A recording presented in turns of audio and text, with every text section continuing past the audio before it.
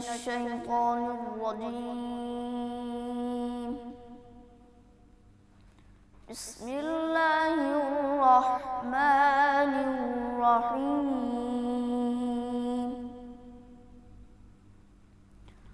ولله ملك السماوات والأرض والله على كل شيء قدير.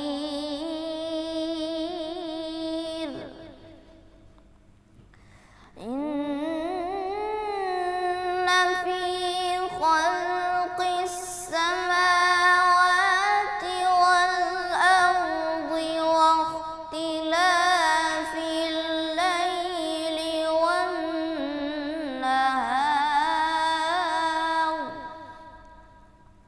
واختلاف الليل والنهار لآيات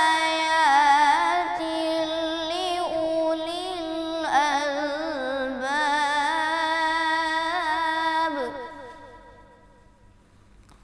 لآيات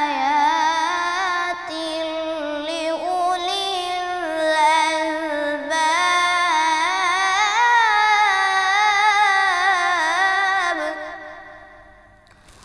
ولله ملك السماوات والأرض والله على كل شيء قدير.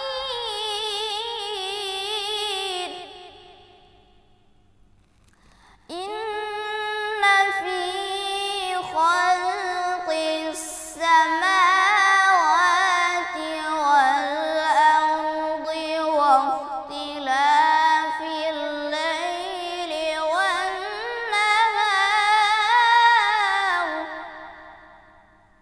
واختلاف الليل والنهار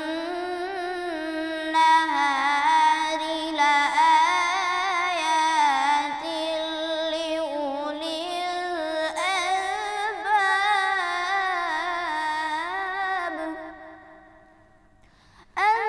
الذين يذكرون الله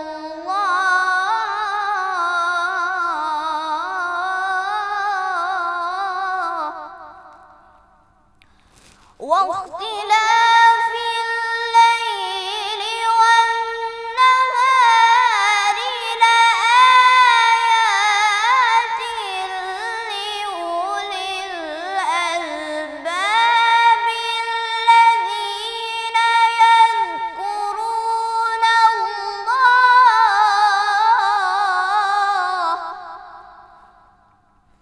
الذين يذكرون الله قياما وقعودا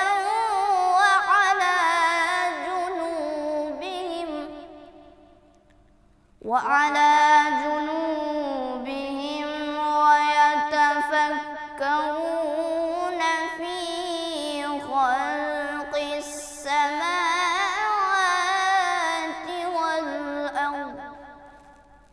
ربنا ما خلقت هذا باطلا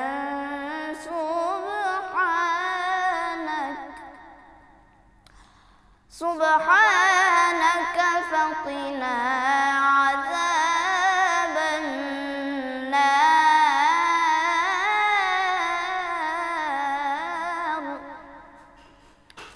ويتفكرون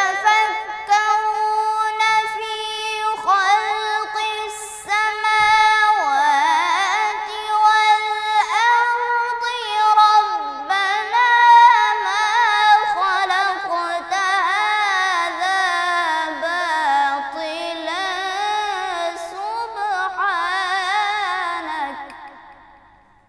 سبحانك فقنا عذاب النار.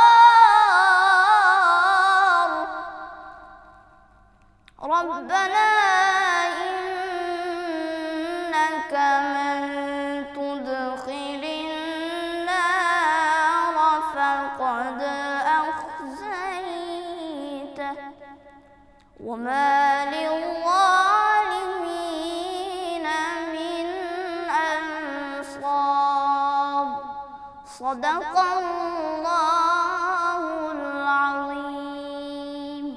السلام علیکم، روح رمضان کی خوبصورت ٹرانسمیشن میں آپ سب کو خوش آمدید۔ میں ہوں آپ کی ہوسٹ نور السحر۔ امید کرتی ہوں آپ سب ٹھیک ہوں گے، خیریت سے ہوں گے اور آپ کا ماہ رمضان خیر و عافیت سے گزرا ہوگا۔ تلاوت آپ نے سنی، ہمارے ساتھ قاری صاحب موجود تھے، بہت شکریہ آپ کا۔ رمضان المبارک کا مقدس مہینہ تیزی سے ہم سے جدا ہونے جا رہا ہے۔ آج 22 رمضان المبارک کا دن ہے اور ان بابرکت ساعتوں میں جہاں ہم اللہ کی رحمتیں تلاش کر رہے ہیں، وہیں ہم اکثر ایک ایسی رحمت کو بھول جاتے ہیں جو ہمارے اپنے گھروں میں موجود ہیں۔ یہ وہ ہستیاں ہیں جن کے قدموں تلے جنت ہے اور جن کی دعا عرش الہی کو ہلا دینے کی طاقت بھی رکھتی ہے۔ یہ ہمارے والدین اور بزرگ ہیں، اور آج ہم صرف موبائل تک محدود ہو کر رہ گئے ہیں، لیکن اپنے بزرگوں اور والدین کو اگنور کر بیٹھے ہیں۔ ہم ان کو وقت دینے کی بجائے ارد گرد ہی مصروفیت میں ہیں۔ تو یاد رکھیے، رمضان صرف تسبیح گھمانے کا نام نہیں، بلکہ اپنے بوڑھے والدین کے چہرے کو محبت سے دیکھ کر ایک مقبول حج کا ثواب سمیٹنے کا بھی نام ہے۔ ہم نے بہت کچھ حاصل کر لیا، لیکن وہ وقت شاید گوائی جا رہے ہیں جس پر کہ ہمارے والدین کا حق بھی ہے۔ تو یاد رکھیں، اگر والدین آپ سے ناخوش ہیں تو عبادات کا ذائقہ بھی ادھورا ہے۔ رمضان کی ان مبارک گھڑیوں میں ہمیں یاد رکھنا ہے کہ ان ہستیوں کی خاموش دعائیں ہی ہماری بلاؤں کو ٹالتی ہیں، کیونکہ بوڑھے والدین کی خدمت ہی دراصل اللہ کی خوشنودی کا سب سے مختصر اور خوبصورت راستہ ہے۔ ویورز، یہ تھا ہمارا آج کا خوبصورت سا میسج آپ سب کے لیے۔ اب آگے بڑھتے ہیں اپنے پہلے سیگمنٹ کی جانب۔ اور رمضان المبارک میں روزے کے دوران بہت سے لوگ سر درد، آنکھوں میں درد، گردن اور کندھوں میں تناؤ کی شکایت کرتے ہیں، اور اس کی بہت بڑی وجہ ہمارا لائف سٹائل بھی ہے۔ ایسے میں اگر ہمیں کچھ آسان فزیوتھیراپی ایکسرسائزز اور مفید پریشر پوائنٹس کا علم ہو تو ہم گھر بیٹھے بغیر دوائیوں کے ہی کافی حد تک آرام بھی حاصل کر سکتے ہیں۔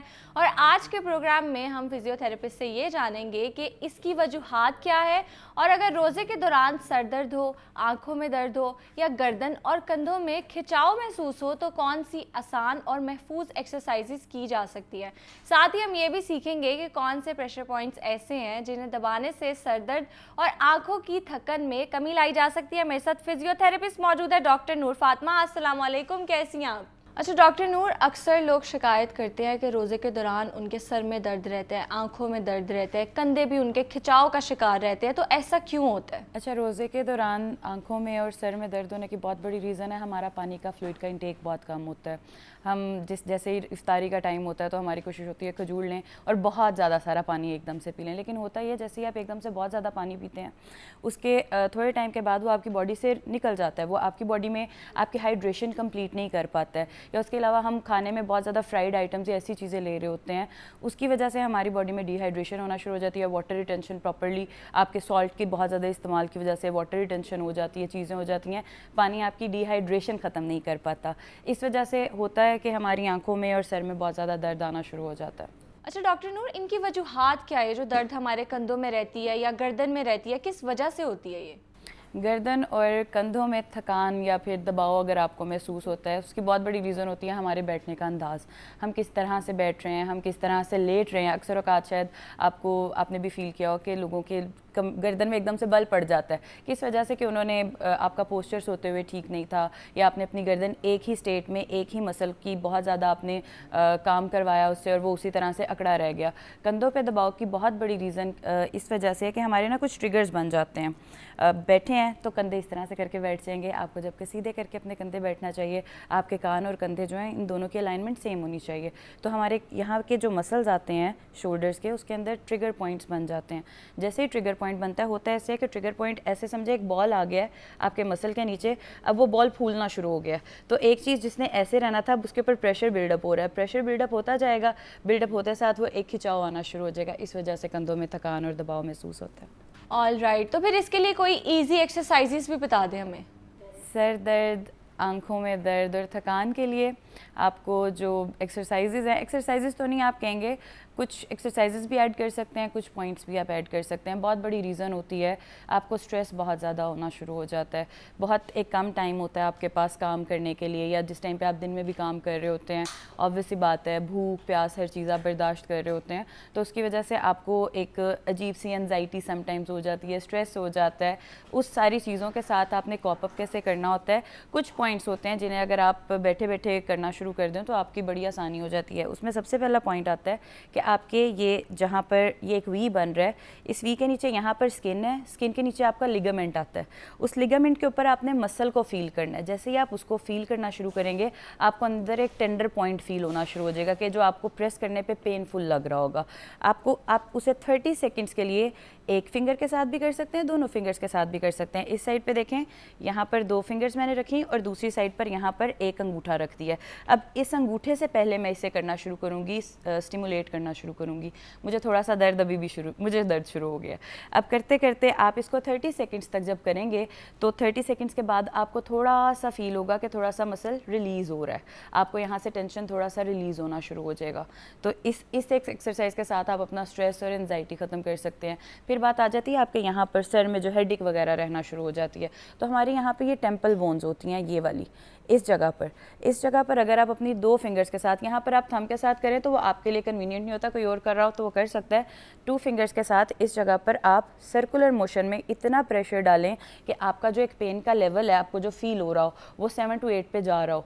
उसको जब आप 30 सेकंड्स तक, कम से कम 16 से 17 सेकंड तक करें, आप कर सकते हैं कि उसे काउंट कर सकते हैं. और उसको आप 30 सेकंड्स तक करने के बाद जब रिलीज़ करते हैं तो आपका जो हेडेक होता है, माइग्रेन्स नहीं कहेंगे, जो हेडेक टेंशन या कोई भी इस तरह की चीज़ होता है वो रिलीज़ आप करते हैं, तो उसकी वजह से स्ट्रेस आपका कम हो जाता है. अच्छा डॉक्टर नूर, गर्दन और कंधों में अक्सर बहुत ज़्यादा दर्द रहती है, पूरा पूरा दिन ऑफिस में बैठते हैं, उसकी वजह से भी हमारी जो नेक है वो बहुत ज़्यादा टेंस्ड हो जाती है, तो उसके लिए कोई टिप्स बताएं, इजी एक्सरसाइजेस बताएं और स्ट्रेचिंग बताएं. अच्छा, ऑफिस में बैठते हुए सबसे पहले जिस चीज़ का आपने ख्याल रखना है, आपने देखना है कि आपकी जो ऑफिस सेटिंग्स हैं, जो सेटिंग आपने की है वो आपके अकॉर्डिंगली होनी चाहिए. उसमें आपने देखना ये है कि आप जब बैठ रहे हैं तो आपकी जो आंखों का एंगल है, अगर आपका डेस्क वर्क है और आपका लैपटॉप पे कंप्यूटर पे बहुत काम है, तो आपको देखना है कि आपकी आंखों का एक 90 का एंगल बन रहा हो जब आप स्क्रीन की तरफ देख रहे हैं. सेकेंडली आपने एक और चीज़ का ख्याल रखना है कि आपके जो हाथ हैं वो जब भी जो भी मूवमेंट कर रहे हैं वो बहुत ऊपर की तरफ भी ना हो और बहुत नीचे की तरफ भी ना हो. आपका जो ये जॉइंट का है इसकी मूवमेंट इस तरह से होनी चाहिए कि एक अलाइनमेंट में रहना चाहिए. अब होता ऐसे है कि जब हम बैठते हैं, बैठे हुए समटाइम्स कंधे नीचे कर दिए, समटाइम्स बहुत ज़्यादा पीछे करके कंधों को बैठ गए, तो उसकी वजह से हमारे यहाँ पर जितने मसल्स हैं उसमें स्ट्रेस आना शुरू हो जाता है. अब स्ट्रेस को आपने ख़त्म कैसे करना है, उस ख़त्म करने के लिए आप कुछ बहुत ईजी से स्ट्रेचेज होते हैं जो आप अपने डेस्क पर बैठे बैठे कर सकते हैं. उसमें सबसे आसान चीज़ जो पहली आप कर सकते हैं कि आप अपने कान की इस जगह पर, यहाँ पर आपने हाथ रखना है इस तरह से. यहाँ पर आप हाथ रखेंगे और बड़े आराम से अपनी गर्दन को एक स्ट्रेच देंगे. जैसे ही आप ये स्ट्रेच देंगे आपने इसे होल्ड करके रखना है. मिनिमम आप इसे 10 to 15 सेकंड्स के लिए होल्ड करें, ज़्यादा से ज़्यादा आप इसे 20 से 25 सेकंड के लिए होल्ड कर सकते हैं. अब जैसे ही आप इसे होल्ड करके रखेंगे और आप फिर बड़े आराम से इसे छोड़ेंगे तो आपको एकदम से लगेगा जैसे बहुत तेज़ी से एक चीज़ आपके टेंशन रिलीज हुआ है, ऊपर की तरफ कोई चीज़ जा रही है, कोई रश कर रही है चीज़ ऊपर की तरफ. इसका मतलब है कि आपने स्ट्रेच ठीक किया. अब इस स्ट्रेच को करते हुए आपने जिस चीज़ का प्रेशर हमने रखना है अपना, अगर हम स्ट्रेच करेंगे बिल्कुल आप ऑब्वियस सी बात है, जब यहाँ से आप अपनी गर्दन को स्ट्रेच देंगे आपको यहाँ पे एक प्रेशर फील होगा, स्ट्रेच फील होगा. अब इसमें 3 चीज़ें आ जाती हैं, एक होता है स्ट्रेच, एक होता है सोरनेस, एक होती है पेन. इन 3 चीज़ों का आपने ख्याल रखना है. अगर तो स्ट्रेच है दैट इज़ फाइन. सोरनेस है मतलब आपका जो पेन का एक लेवल अगर आप 10 तक उसे काउंट करते हैं तो वो 5 to 6 के दरमियान में, दैट इज़ फाइन टू. अगर वो पेन की तरफ जा रहा है then you don't have to do that stretch. आपको स्ट्रेच को छोड़ देना. आप वो स्ट्रेच नहीं कर सकते हैं, खुद से नहीं कर सकते हैं. आप किसी फिजियोथेरेपिस्ट के पास चले जाएं या किसी भी कंसल्टेंट के पास जाएं जो आपको अच्छे तरीके से गाइड कर सकें इस चीज़ के लिए. एक और स्ट्रेच जो आप कर सकते हैं जब आपके कंधों में बहुत ज़्यादा स्ट्रेस आता है, आप अपने sir back of the head यहाँ पर आप बिल्कुल हाथ रखेंगे और आप अपनी चिन को यहाँ पर लगाने की कोशिश करेंगे. इन सारी एक्सरसाइजेज में आपने जिस चीज़ का ख्याल रखना है कि आपकी कमर बिल्कुल सीधी होनी चाहिए. अच्छा, आपके कान सीधा बैठ के बिल्कुल सीधी होनी चाहिए. आपके कान और कंधे एक अलाइनमेंट में होने चाहिए. मतलब हम समटाइम्स बैठे होते हैं, हमें पता नहीं चलता हमारे कान, राउंडेड शोल्डर करना इज समथिंग एल्स. हमने सर को आगे जब किया होता है हमारे कान आगे होते हैं और कंधे पीछे होते हैं. तो जो आपकी एक बॉडी की एक एनाटॉमिकल पोजीशन है ना, जो एक आप कहें कि बेहतरीन पोजीशन है बैठने के लिए, उसमें आपके कान और कंधे की अलाइनमेंट होनी चाहिए. अभी हम भी शायद बैठे हैं तो हमारी भी शायद ठीक ना हो. आपने तो बोला मैं फौरन ऐसे सीधा होके बैठी हूँ. हाँ, क्योंकि हम डेली रूटीन में ये सारी गलतियां कर रहे होते हैं. आपने ये अलाइनमेंट अपनी देखनी है, उसके बाद आपने ये स्ट्रेच करना शुरू करना है. अब करना कैसे है, यहाँ पे आप हाथ रखेंगे और चिन को यहाँ पर लगाने की कोशिश करेंगे. अब जैसे ही आप लगाने की कोशिश करेंगे, एक चीज़ का ख्याल रखना है कि ये करते हुए आपकी स्पाइन में पेन तो नहीं आ रही, पीछे जो आपकी रीढ़ की एक हड्डी है उसमें तो नहीं दर्द आ रहा. खिंचाव आ सकता है लेकिन पेन ना हो. हाँ, पेन ना आ रही हो, क्योंकि पेन अगर आ रही है that means there is a nerve जो कि इन्वॉल्व हो सकती है. आपकी नर्व कोई ना कोई कॉम्प्रोमाइज हो सकती है. तो अगर आप नर्व का थोड़ा सा भी ऊपर नीचे कर दें तो वो मसला आपका ज़्यादा हो जाता है. तो फिर बिल्कुल ना करें. हाँ, अगर आपको दर्द आ रहा है, 3 चीज़ें बताई थी, उनमें से अगर दर्द आ रहा है तो आपने उस चीज़ को रोक देना है. पहली 2 चीज़ों में दैट इज़ समथिंग कि आप कर सकते हैं, आराम से किया जा सकता है उसमें. उसके अलावा आप एक एक्सरसाइज कर सकते हैं, बड़ी आसान सी है कंधों की दर्द के लिए, और उसमें जैसे आपके ये बाइसेप्स और ट्राइसेप्स के मसल्स आते हैं, इसमें अक्सर औकात पेन होना शुरू हो जाता है क्योंकि खिंचाव आना शुरू होता है. तो होता है ऐसे है कि आंखों से शुरू होता है, सर में जाता है, गर्दन पे आता है, गर्दन से आपके कंधों पे आता है, कंधों से कमर पे, कमर से टांगों पे और टांगों से पैरों. मतलब पूरा सफर तय करते हैं. पूरा सफर तय करना. दर्द का सफर. हाँ, दर्द का सफर हो जाता है जो पूरे आपके जिस्म में ट्रैवल कर जाता है. तो अब उसके लिए आप बड़ा एक आसान सा स्ट्रेच है जो कोई भी कर सकता है. आपने अपनी ये वाली कोनी के अंदर दूसरी कोनी को रखना है. अच्छा, ठीक है. और इस वाली जो जिसके अंदर रखा था, इससे आपने स्ट्रेच देना है अपनी ये वाली बाजू को. इस तरह से. ठीक है. मतलब होल्ड करके रखें, minimum 15 to 20 seconds, maximum 30 seconds. और कितनी दफ़ा करना है हमने, कितने ये सारी आप जब शुरू कर रहे हैं ना एक्सरसाइजेज, ये आप शुरू करें तकरीबन 5 to 7 रेपिटेशंस के साथ शुरू करें. ग्रेजुअली इंक्रीज करते जाएं 10 to 15 के ऊपर लेकर. और ये सब कर सकते हैं. ये सब कर सकते हैं. इसमें ऐसा कोई रॉकेट साइंस भी नहीं है और किसी के लिए मसला भी नहीं करेगा अनलेस आपको पेन नहीं आ रहा है. मैं बार बार एक चीज़ बता रही हूँ कि अगर आपको पेन आ रहा है तो आपने कोई भी स्ट्रेच खुद से नहीं करना. समटाइम्स ट्रिगर पॉइंट्स या कोई ऐसी अच्छा, पेन और खिंचाव में हम डिफरेंशिएट कैसे करें, क्योंकि अक्सर पेन भी हो हमें लगता है ये तो खिंचाव है क्योंकि मसल हमारे टेंस्ड हैं, तो हम कैसे इसको डिफरेंशिएट करें? जो एक शूटिंग पेन होता है ना, जो एकदम से निकलता है और आपकी चीख निकल आए जिस चीज़ से कि मैं अगर इससे ज़्यादा एक भी इंच मूव करूँगा तो बस ये मूवमेंट मुझे तबाह कर देगी किसी तरह से, वो आपका पेन है. अब स्ट्रेच होता है कि आपको एक खिंचाव महसूस हो रहा होता है, दैट इज़ नॉट पेनफुल. वो एक मीठा मीठा दर्द होता है ना, अक्सर औकात दांतों का भी होता है तो कहते हैं मीठा मीठा दर्द है जिसमें मज़ा आ रहा होता है, जिसके बाद हमें पता होता है कि वो एकदम से टेंशन रिलीज हाँ, होनी वो है, सही हो जाएगा. वो वाला जो दर्द है वो दैट इज स्ट्रेच, जिसमें आपको खिंचाव महसूस हो रहा है. आप अच्छा अब इसमें कर क्या देख सकते हैं. आप अपने यहाँ पर ऐसे आप अपने हाथ को कर देखें. आपको यहाँ पर अगर दर्द आ रहा है आपको पता चल जाएगा. मुझे अभी स्ट्रेच था, मेरा स्ट्रेच था वो यहाँ से यहाँ तक सिर्फ आया और यहाँ पे रुक गया. अगर किसी को पेन होगा तो उसका इस जगह में पेन होगा, मतलब हाँ, मतलब एक आपको मसल का बता रही हूँ ना. हाँ, एक मसल का बता रही हूँ. मुझे तो हो रही है.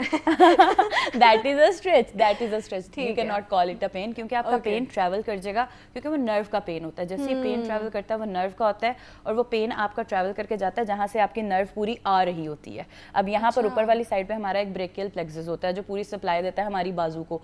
हमारी रेडियल नर्व है, अल्नर नर्व है, जो सी भी नर्व यहाँ पर आ रही होती है उनको सप्लाई वो दे रहा होता है. आपके उंगलियों ने मूव कैसे करना है, क्या करना है. और ये जो हमारे आपने कहा आर्म में पेन होती है उसके लिए भी है ये स्ट्रेच? हाँ, ये जो आपके यहाँ तक पेन आ रहा है और ये जो पीछे स्कैपुला वाली आपकी जो एक विंग बना होता है वहाँ से पेन जो रेडिएट कर रहा होता है आगे आपकी आर्म की तरफ, आप इसके लिए स्ट्रेच कर सकते हैं.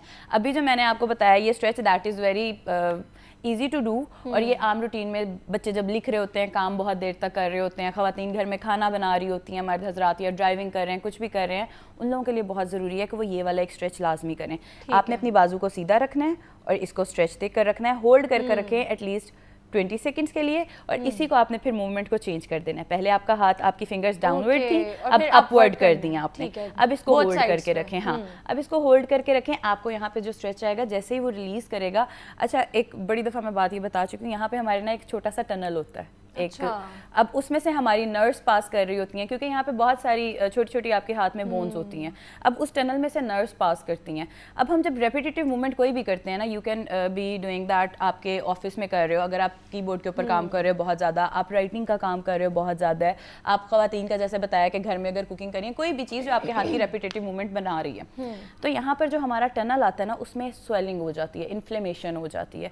जैसे इन्फ्लेमेशन होती है यहाँ पर मतलब एक उसके पास करने का रास्ता तंग होना शुरू हो गया तो पेन आना शुरू हो जाती है, या तो आपकी उंगलियों में पेन आना शुरू हो जाती है, या टिंगलिंग आना शुरू, एक ऐसे फील होता है आपको, सेंसेशन सी फील होती है कि सुन हो रहा है कुछ, या कीड़ियाँ चल रही हैं, वो क्यों? आपकी वहाँ से नर्व सप्लाई जो गुजर रही है उसका रास्ता तंग हो रहा है। अच्छा, आपका फिर उसके अलावा जैसे आपकी आर्टरीज गुजर रही हैं, आपका ब्लड का सर्कुलेशन प्रॉपर्ली नहीं वहाँ तक जा पा रहा, तो उसके लिए कौन सी एक्सरसाइज? ये एक्सरसाइज जो मैंने अभी आपको बताई आप उनके लिए कर सकते हैं, ये वाली स्ट्रेचिंग कर सकते हैं। इससे पहले एक और भी एक प्रेशर पॉइंट भी आता है यहाँ पर कि ये वाला आपका जो एक वी बन रहा है, ये कहते हैं अगर आपको माइग्रेन हो तो आप माइग्रेन हो, स्ट्रेस हो, एंजाइटी हो, अब उसके लिए आपको ये वाला पॉइंट करना होता है। अब इसी के बिल्कुल नीचे यहाँ पर एक पॉइंट है, आपको टेंडर पॉइंट फील होता है इस जगह पर, आपकी रिस्ट की एक इस जगह पर, यहाँ पर अगर आप पुल कर देखें तो आपको यहाँ पे एक ट्रायंगल सा लिगामेंट्स के अंदर फील होगा, यहाँ पर एक फील हो रहा है जैसे एक ग्रूव बन रहा है, नीचे की तरफ जा रहा है।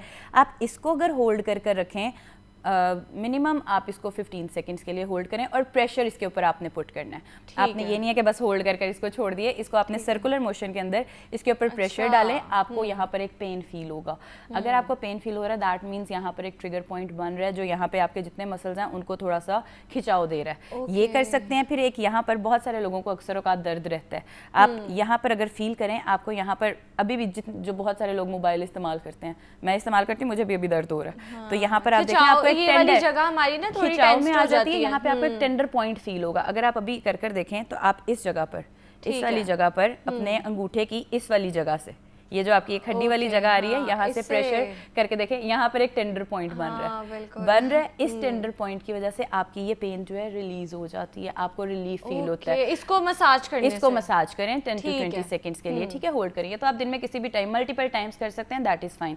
अब जो प्रेशर पॉइंट्स होते हैं ना, इसका एक होता है, अच्छा, इनको आइडेंटिफाई करना भी बड़ा मुश्किल है प्रेशर पॉइंट्स। हाँ, प्रेशर पॉइंट्स को आइडेंटिफाई करने के लिए सबसे आपको जरूरी है कि आप अपनी दिमाग की आंखों से देखें, ठीक है, अपनी आंखों से फील कर देखें। अब फील कैसे करना है, जैसे अभी आपने किया, आप देख तो नहीं पा रही है ना, अल्लाह ताला ने इंसान को बड़ी खूबसूरत एक परसेप्शन दी हुई है कि उसको महसूस हो जाता है, वो परसीव कर सकता है कि हाँ ये चीज़ यहाँ पर हो सकती है, नहीं हो सकती। तो आप उसको जैसे ही फील करें, आपको दर्द महसूस होगा, that means there is a tender point.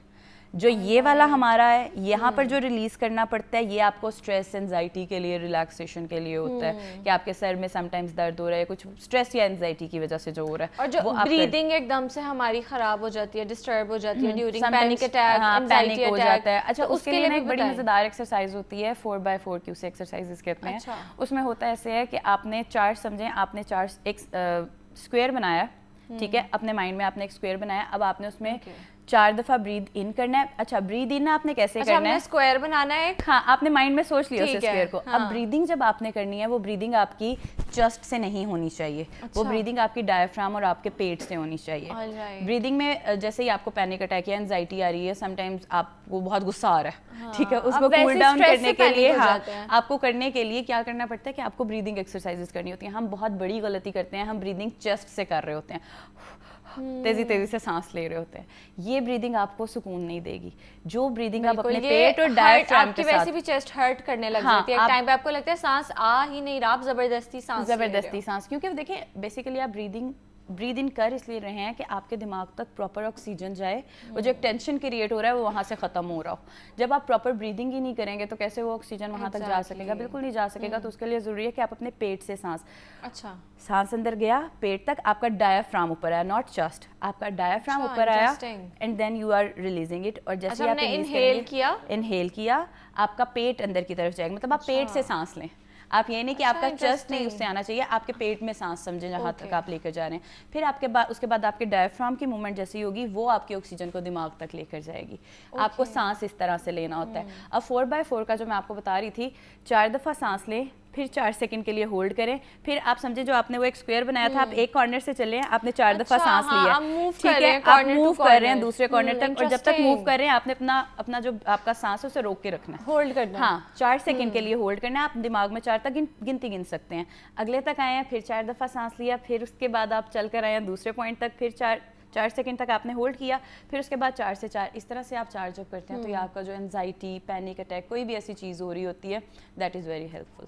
All right, interesting. अच्छा, हम ऑफिस की बात कर रहे थे कि ऑफिस में पूरा दिन बैठते हैं तो मसल टेंस्ड हो जाते हैं, تو نا آنکھیں بھی بہت دکھتی ہیں, ایک تو آفس میں بیٹھ کے, اور دوسرا ہم جب رات کو ایسے کر کے فون یوز کر رہے ہوتے ہیں نا, کیونکہ ہمارا بالکل ہم لیٹ کے نا ہم ایسے نہیں رکھتے, ہمارا اینگل یہ ہوتا ہے فون یوز کرنے کا, جو کہ بہت زیادہ ڈینجرس بھی ہے, کیونکہ ہمارا جو پورا مطلب ہیڈ ہے اس کا بہت زیادہ ویٹ ہے, تو جب ہم اس کو آگے کرتے ہیں نا تو وہ ہمارے پھر بیک کے بھی بہت سے مسئلے ہونے شروع ہو جاتے ہیں. تو اس حوالے سے بھی ہمیں گائیڈ کریں اور اس کے لیے ایکسرسائزز بھی بتائیں ہمیں.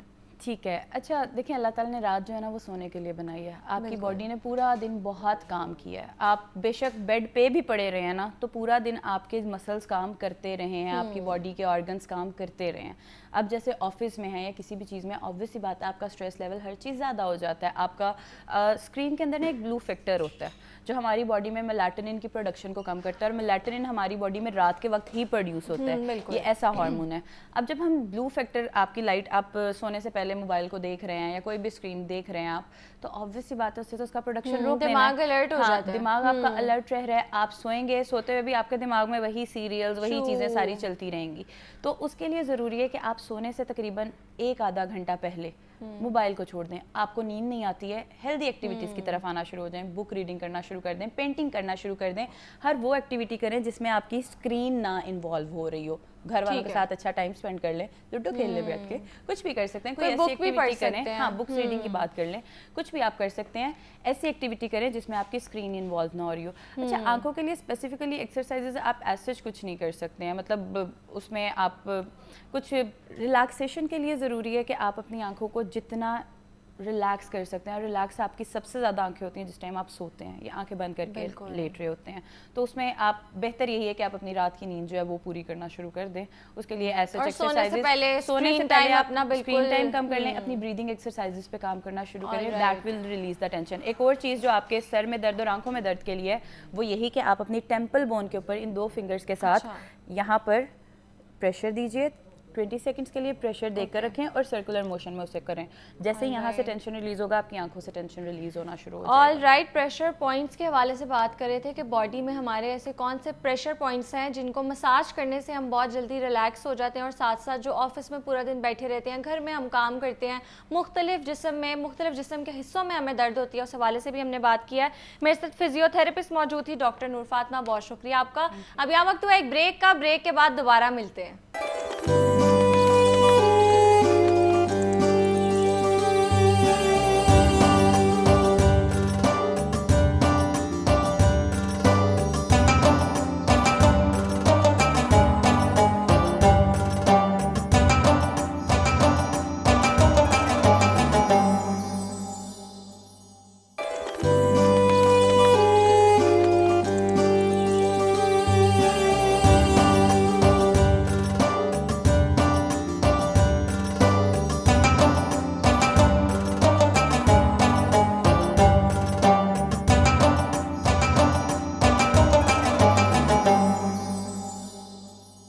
Welcome back. آگے بڑھتے ہیں اپنے اگلے سیگمنٹ کی جانب, اور کہتے ہیں کہ گھر دنیا کی سب سے پرسکون جگہ ہوتی ہے, لیکن کیا ہو اگر وہی گھر کسی کے لیے خاموش قید خانہ بن جائے.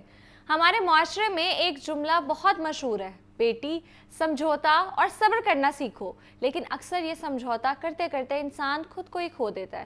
ہم جسم کی چوٹ پر تو پٹی باندھ لیتے ہیں, لیکن اس ذہنی تشدد کا کیا جو انسان کو اندر سے کھوکھلا کر دیتا ہے. آج ہم اس پرانی سوچ پر بات کریں گے کہ کیا برداشت ہی واحد راستہ ہے یا پھر اس خاموشی کو توڑنا ضروری ہے.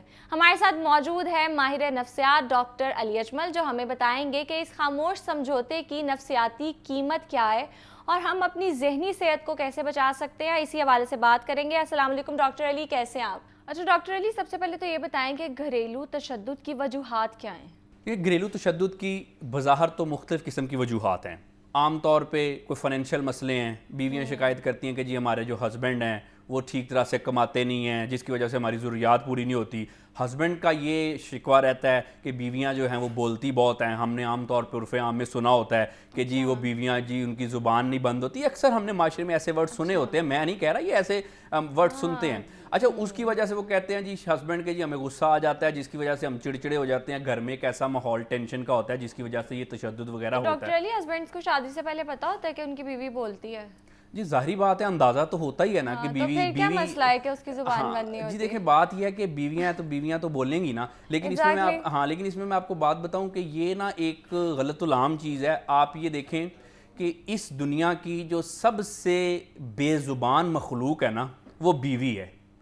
جی ہاں، کیونکہ اکثر ہم کہتے تو رہتے ہیں کہ بیویاں بولتی بہت ہیں، وہ صرف بول کے کیا کرتی ہیں، ان کا کچھ فرق تو پڑتا نہیں ہے، ان کی سنی تو جاتی نہیں ہے. اگر وہ ساس کچھ کہے تب بھی بیوی نے بولنا ہے، بچوں کا مسئلہ ہو، ہسبینڈ کے ساتھ کچھ ہو تو وہ بول کے نا بس یہ کہہ لیں کہ وہ صرف ایک کہہ لیں نا کہ وہ بد سے بدنام برا. وہ عام طور پہ عورتیں بدنام ہو جاتی ہیں. نہیں تو میں یہ آپ کو پوری ذمہ داری سے بات یہ کہہ رہا ہوں کہ دنیا کی جو سب سے بے زبان مخلوق ہے نا وہ بیوی ہے. اب جہاں تک بات یہ ہے جی اس کے یہ تشدد کے حوالے سے، تو دیکھیں یہ صرف بظاہر چیزیں ہوتی ہیں.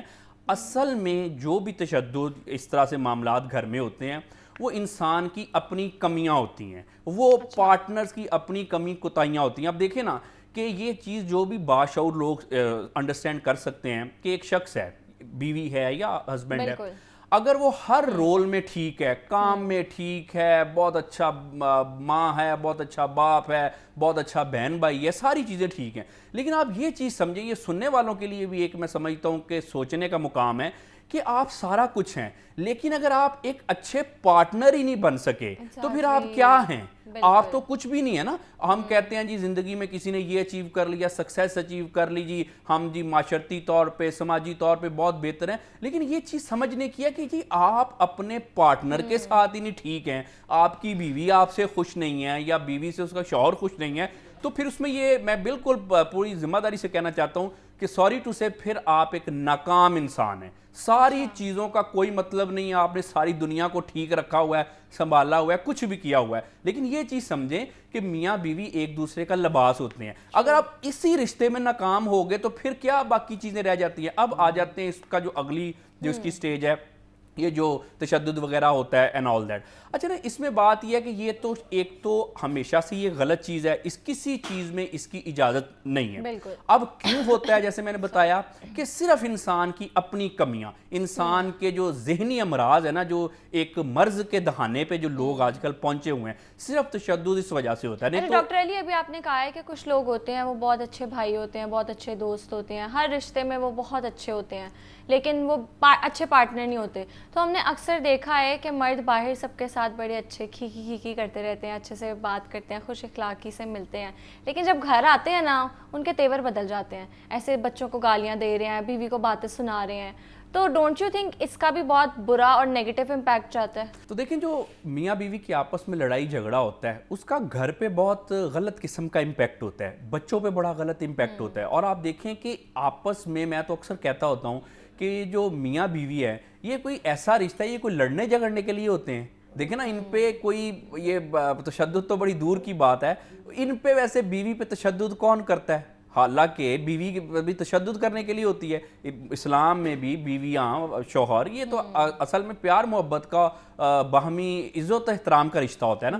اب آپ دیکھیں کہ اگر اس کے بارے میں بات کریں کہ یہ ہوتا کیوں ہے، تو دیکھیں اس میں یہ مسئلہ یہ ہے کہ نا اس معاشرے میں شروع سے یہ جو رشتہ ہے آپس میں میاں بیوی کا، یہ ہم نے اپنے لوگوں کو ٹھیک طرح سے سکھایا ہی نہیں. مثلاً کہ آپ دیکھیں کہ بیوی کے ساتھ برا سلوک کرنا، اس کو آج بھی ہمارے معاشرے میں بڑا گلیمرائز کیا جاتا ہے کہ فلاں شخص جو ہے نا بھی بہت غصے والا ہے، وہ نا بات نہیں سنتا، اس نے نا اپنی بیوی کو نا بڑا کھینچ کے رکھا ہوا ہے. اور جو بالکل جو اصل مرد ہوتا ہے نا وہ بیوی کو نا بڑا جی دبا کے رکھتا ہے. یہ ہم نے ایسی جو چیزیں ہیں یہ اپنے معاشرے میں ہم نے سکھا دی ہیں، جس کی وجہ سے کیا ہوتا ہے جو مرد ہے وہ اپنے آپ کو کوئی اچھا مرد ثابت لیکن عورتوں کا دبانا تو جائز ہے نا.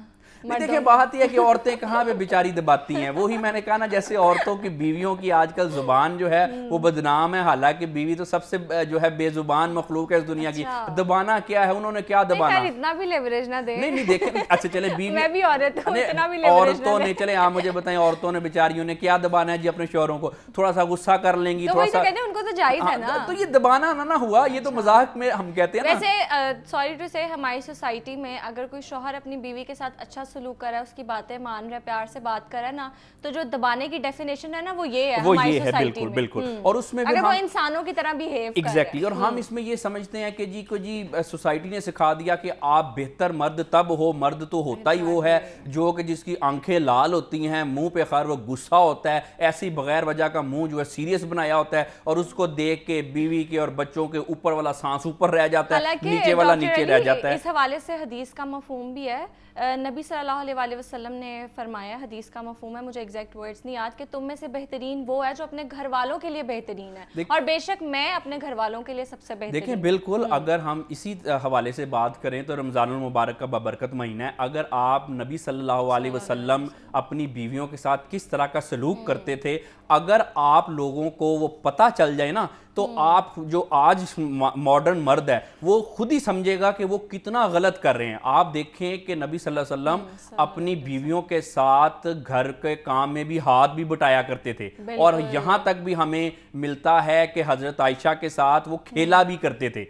अब आज का जो मर्द है उसको कह के देखें हाँ थोड़ा सा काम कर लो घर का, तो अगर कर ले वो, फिर उसके साथ क्या होता है, हर कोई उसको ताने देता है, दोस्त उसका मजाक उड़ाते हैं, उसके माँ बाप ही नहीं उसको बख्शते, और किसी ने क्या कहना है, रनमुरीद का टैग लग जाता है उसके साथ। अच्छा ये देखें ना, ये जो आपने अभी रनमुरीद की बात की, तो इसमें ये भी एक दूसरा एंगल भी है कि बहरहाल जो भी मामलात हैं, एक बात आप याद रखें कि जहाँ पे सारी दुनिया के माशरों में बीवी से बड़ा कोई पीर नहीं है। क्योंकि सबसे ज्यादा इस दुनिया में अगर मुरीद देखे ना तो वो बीवी के हैं, जो भी आपने वर्ड यूज किया रन मुरीद का। तो अगर मुरीदहन के एतबार से देखा जाए ना तो दुनिया में सबसे बड़ा जो आजकल पीर है वो बीवी है। बहरहाल लेकिन इसमें मसला ये हो जाता है कि देखें, जब हम अपनी आप को गलत चीज़ों में डाल लेते हैं कि जी जैसे मैंने बताया कि मर्द क्या है जी, गुस्सा करना, बात को जी बर्दाश्त ना करना, और लोगों अपनी बीवी के लिए बाइसे रहमत ना होना। अब आप देखें ना ये गलत है। अब देखें बात ये है कि जहाँ तक ये रमज़ानुल मुबारक का बबरकत महीना है, इसमें देखें क्या है कि आजकल घर में क्यों झगड़े हो रहे हैं कुछ घरों में कि अफ्तार के टाइम पे एक डिश क्यों कम पकाई है, 4 पकानी थी 3 क्यों पकाई हैं, खाने में नमक क्यों ज्यादा है, कम क्यों है, ये तो रूटीन की चीज है ना। अब आप देखें कि ये चीज हमने समझना है कि भाई जो रोजा है वो सिर्फ आपका रोजा है, उस बेचारी का भी तो रोजा है ना। रमजानुल मुबारक का महीना बाइसे रहमत है, इस महीने को बीवियों के लिए भी तो बाइसे रहमत बनाए ना। बहरहाल उनका काम ज्यादा हो गया लेकिन चले वो खुशी से काम कर रही हैं। लेकिन ये क्या बात हुई कि अगर एक डिश उन्होंने कम पकाई अफ्तार में, वो भी तो सारा दिन की भूखी प्यासी है, आपका कोई अकेले का रोजा तो नहीं था, उस पे आके उसको डांटना, ये कहना क्यों पकाई है, ऐसे क्यों नहीं किया। अब आप समझें कि आपने रोजा रखा हुआ है, कभी बीवी पे कोई एहसान तो नहीं किया, आपका अपना अमाल है, बीवी के अपने हैं। एटीट्यूड तो ऐसे ही होता है उनका कि रोजा रख के एहसान कर दिया ना, कि अगर सुबह से आपने काम किया है तो वो बीवी भी काम करके आई है। देखें, और फिर उसमें बात ये भी है कि आप देखें ना कि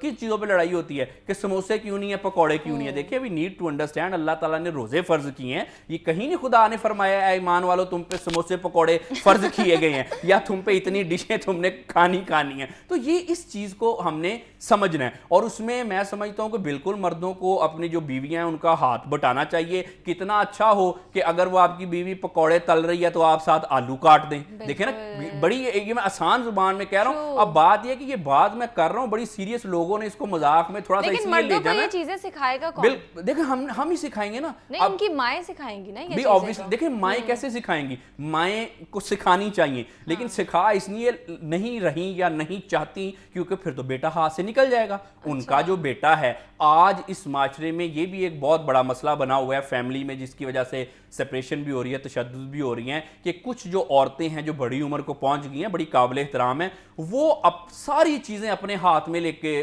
पकड़ के रखना चाह रही हैं। वो ये चाह रही हैं कि जी अगर मेरी बहू है और मेरा जो बेटा है वो बात भी करे ना तो मेरी मर्जी से करें। बहुत सारी ख़वातीन तो जो बच्चियाँ हैं वो इस वजह से प्रॉब्लम में हैं कि वो कहती हैं कि मैं अपने शौहर से कोई 2 मिनट बात नहीं कर सकती। सास कहती है जी क्या बात कर रही हो, मुझे भी बताओ। उसके बाद फिर झगड़े इस वजह से भी घरों में हो रहे हैं कि जो बात अपने शौहर से की उसने जाके अपनी मदर को बता दी, अब मदर ने किसी और तरह से बात को लिया। तो देखिए ये मियाँ बीवी का रिश्ता जो है ये दुनिया का सबसे खूबसूरत रिश्ता है। ये मैं बिल्कुल, देखिए हर एक का एहतराम है। अब देखें ना, माँ से बड़ा किसका दर्जा हो सकता है? اس میں کوئی شک نہیں ہے, باپ بہن بھائی سارے رشتہ داروں کا بڑا مقام ہے, بٹ یہ چیز سمجھیں کہ اس کا مطلب یہ نہیں ہے کہ میاں بیوی آپس میں لڑے جھگڑے. بالکل آپ بات ٹھیک ہے کہ ماں کے قدموں تلے جنت ہے, لیکن ماں کے قدموں تلے جنت کا یہ مطلب نہیں ہے کہ بیوی کی زندگی کو جہنم بنانا ہے. یہ آپ چیز سمجھیں. اور دنیا کا سب سے خوبصورت رشتہ میاں بیوی کا ہے,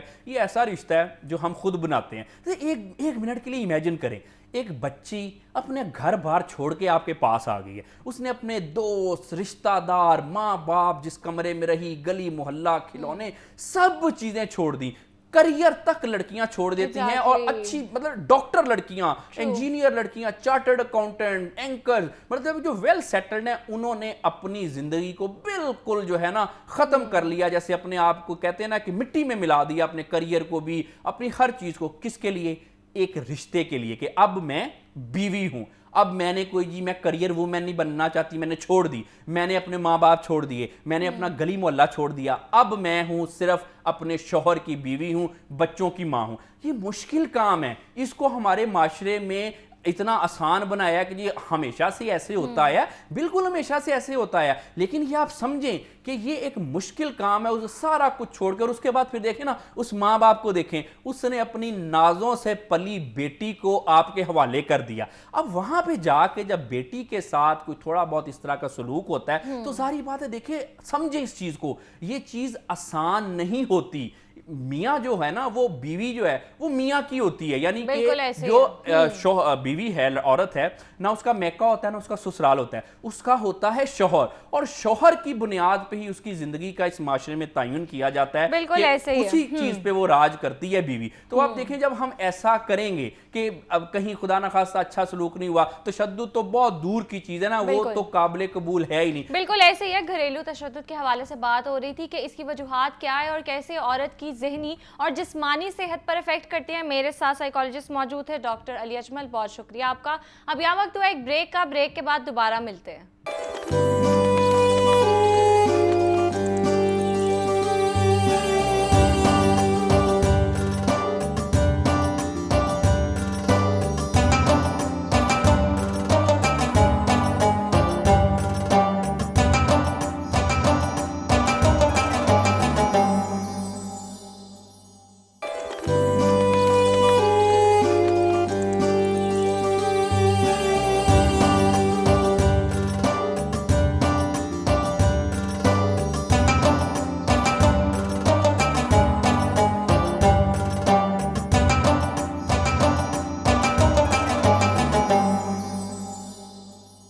اب آگے بڑھتے ہیں اور کچھ قرآن پاک کے ترجمے اور تفسیر کے حوالے سے بات کر لیتے ہیں. میرے ساتھ موجود ہیں علامہ ابتسام الہی ظہیر صاحب. دیکھتے ہیں آج وہ ہمارے لیے کون سے پارے کا ترجمہ اور تفسیر لے کے آئے ہیں, ان کی طرف چلتے ہیں.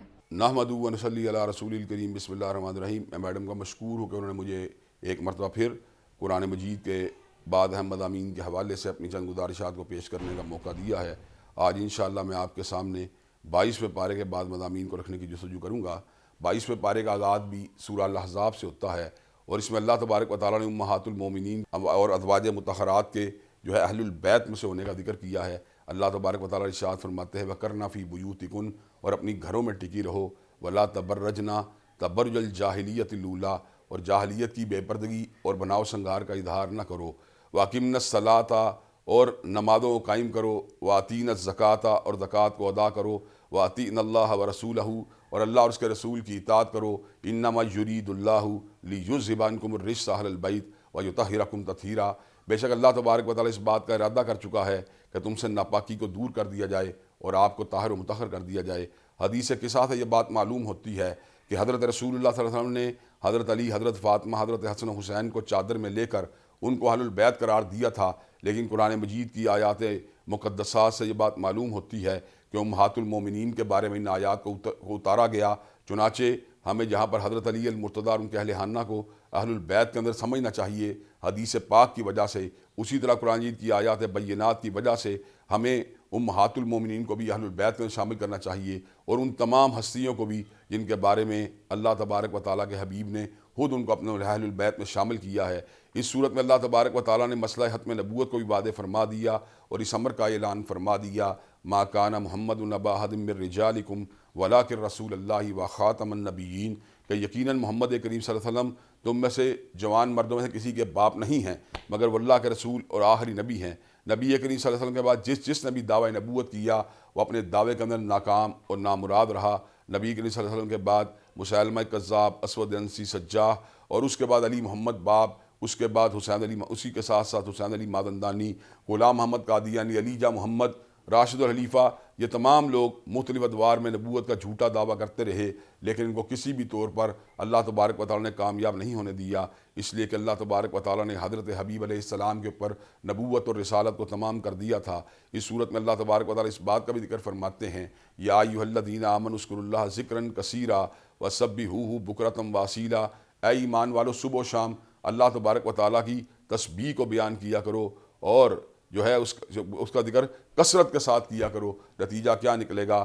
هو الذی یصلی علیکم وملائکتہ لیخرجکم من الظلمات الی النور وکان بالمؤمنین رحیما، وہ اور اس کے فرشتے تمہارے اوپر درود بھیجیں گے اور تمہیں اندھیروں سے نکال کر روشنیوں کے راستے پر چلا دیا جائے گا۔ اللہ تبارک و تعالیٰ یقیناً اپنے بندوں کے اوپر بہت زیادہ رحمت فرمانے والے ہیں۔ اس صورت میں اللہ تبارک و تعالیٰ نے اس بات کا بھی ذکر کیا، ان اللہ و ملائکتہ یصلون علی النبی یا ایھا الذین آمنوا صلوا علیہ وسلموا تسلیما، اللہ تبارک و تعالیٰ اور اس کے فرشتے نبی کریم صلی اللہ علیہ وسلم کی ذات اقدس کے اوپر درود بھیجتے ہیں۔ اے ایمان والو تمہیں بھی ان کی ذات گرامی کے اوپر درود اور سلام بھیجنا چاہیے۔ اس صورت میں اللہ تبارک و تعالیٰ پردہ داری کے احکامات کا بھی نزول فرماتے ہیں اور ارشاد فرماتے ہیں، یا ایھا النبی قل لازواجک و بناتک و نساء المؤمنین یدنین علیہن من جلابیبہن، اے نبی اپنے اہل خانہ کو کہہ دیجئے، مومنہ عورتوں کو کہہ دیجئے، اپنی بیٹیوں کو کہہ دیجئے کہ جلباب کو اوڑا کرے۔ جلباب ایک ایسے ڈریس کا نام ہے جس میں سر کے بالوں سے لے کر پاؤں کے ناخن تک ہر چیز ڈھانکی ہو، ایک آنکھ نظر آ رہی ہو، جس کا مقصد راستے کا تعین کرنا ہے۔ اگر عورت صحیح معنوں میں نقاب، صحیح معنوں میں حجاب اور جلباب کو اوڑھتی ہے تو وہ شر پسند اور بدنیت لوگوں کے شر سے بڑے طریقے احسن جو ہے محفوظ ہو سکتی ہے۔ پردہ داری کا مطلب یہ نہیں کہ خاتون کے لیے ملازمت کے امکانات، خاتون کے لیے پڑھائی کے امکانات، خاتون کے لیے دیگر امور کو انجام دینے کے جو ہے مواقع جو ہیں ختم ہو چکے ہیں، بلکہ اس کا مقصد یہ ہے کہ بری نظر رکھنے والے بدنیت لوگوں کے شر سے اس کو محفوظ و مامون کر لیا جائے۔ اس صورت میں اللہ تبارک و تعالیٰ اس بات کا بھی ذکر کیا، یوم تقلب وجوہہم فی النار یقولون یا لیتنا اطعنا اللہ واطعنا الرسول، جس دن ان کو اوندے منہ جہنم کی آگ میں گرا دیا جائے گا۔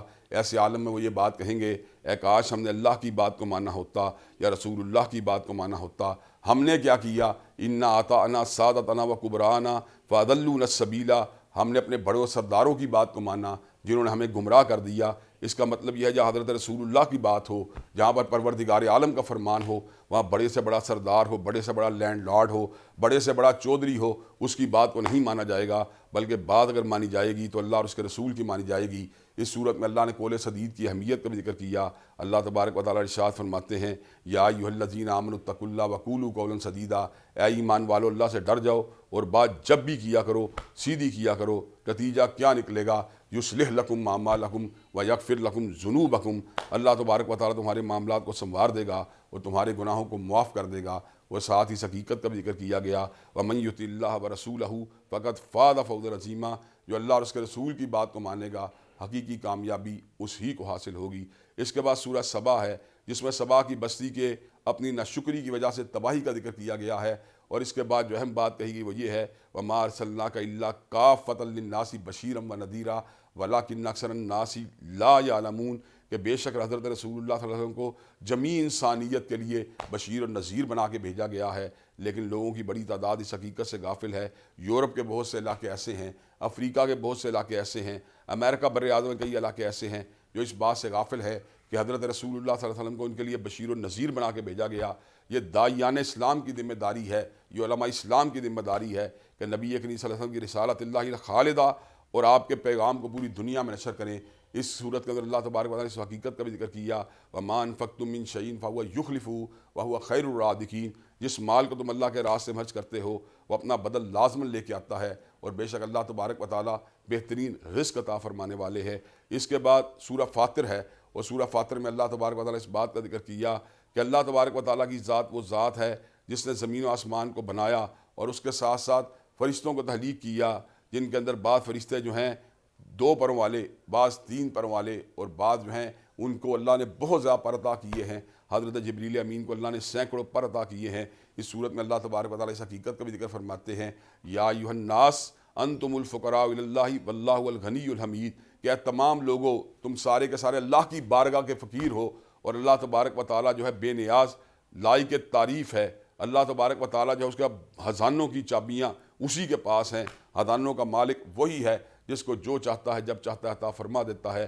چنانچہ جب بھی کسی نے مانگنا ہو تو اس کو اللہ ہی کی بارگاہ میں رجوع کرنا چاہیے۔ اس صورت میں اللہ تبارک و تعالیٰ اس بات کا بھی اعلان فرماتے ہیں، انما یخشی اللہ من عبادہ العلماء، کہ بے شک اللہ سے ڈرنے والے اللہ کے عالم بندے ہوتے ہیں۔ ایک عالم دین جو اس کا علم ترقی کرتا ہے، تو معرفت الہی بھی اس کے ذہن کے اندر بڑھتی چلی جاتی ہے۔ یہی وجہ ہے کہ جس شخص کا علم مضبوط اور ٹھوس ہوتا ہے اس کے دل میں اللہ کی خشیت بھی اتنی ہی زیادہ ہوتی ہے۔ اللہ تبارک و تعالیٰ اس بات کا ذکر فرماتے ہیں سورہ آل عمران میں، ان فی خلق السماوات والارض واختلاف اللیل والنہار لآیات لأولی الالباب، بے شک زمین و آسمان کی تخلیق میں اور رات اور دن کے آنے جانے میں نشانیاں عقل والوں کے لیے، الذین یذکرون اللہ قیاما وقعودا وعلی جنوبہم، وہ مومن و مسلمان جو اللہ تبارک و تعالیٰ کو اٹھتے بیٹھتے اپنے پہلوؤں پہ یاد کرتے ہیں، وَيَتَفَكَّرُونَ فِي خَلْقِ السَّمَاوَاتِ وَالْأَرْضِ، اور زمین و آسمان کی تخلیق پہ غور و فکر کرتے ہیں۔ ان کا منطقی نتیجہ کیا نکلتا ہے؟ وہ اللہ کی بارگاہ میں آ کے کہتے ہیں، ربنا ما خلقت ھذا باطلا، اے ہمارے پروردگار تو نے جو کچھ بھی بنایا ہے باطل نہیں بنایا، سبحانک فقنا عذاب النار، تیری ذات پاک ہے ہمیں آگ کے عذاب سے بچا لے۔ اس کے بعد سورہ یاسین ہے جس کے متعدد مضامین ہیں، لیکن وہ مضمون جو 22ویں پارے کے حوالے سے اہمیت کا حامل ہے، جس کو 22ویں پارے میں بڑی صراحت کے ساتھ بیان کیا گیا ہے، وہ مضمون یہ ہے، یاسین والقرآن الحکیم انک لمن المرسلین علی صراط مستقیم، حکمت والے قرآن کی قسم ہے، محمد کریم صلی اللہ علیہ وسلم آپ رسولوں میں سے ہیں اور آپ ہی کا راستہ سیدھا راستہ ہے۔ نبی کریم صلی اللہ علیہ وسلم نے پوری کی پوری زندگی صراط مستقیم کے لوگوں کی رہنمائی کی۔ اللہ تبارک و تعالیٰ ایک اور مقام پہ یوں ارشاد فرماتے ہیں، وَإِنَّكَ لَتَدْعُوهُمْ إِلَىٰ صِرَاطٍ مُسْتَقِيمٍ، آپ نے جب بھی دعوت دی ہے صراط مستقیم کی دعوت دی ہے۔ اور ایک اور مقام پر ارشاد ہوا، وَإِنَّكَ لَتَهْدِي إِلَىٰ صِرَاطٍ مُسْتَقِيمٍ، آپ نے جب بھی ہدایت کی ہے صراط مستقیم کی ہدایت کی ہے۔ جو آپ کے راستے پہ چل نکلا، جو آپ کے فٹ اسٹیپ کو فالو کرنا شروع ہو گیا، وہ اللہ کی محبتوں کا مرکز و محور بن گیا، اور جو آپ کے فٹ اسٹیپ پہ چلنا شروع ہو گیا وہ کامیاب اور کامران ہو گیا۔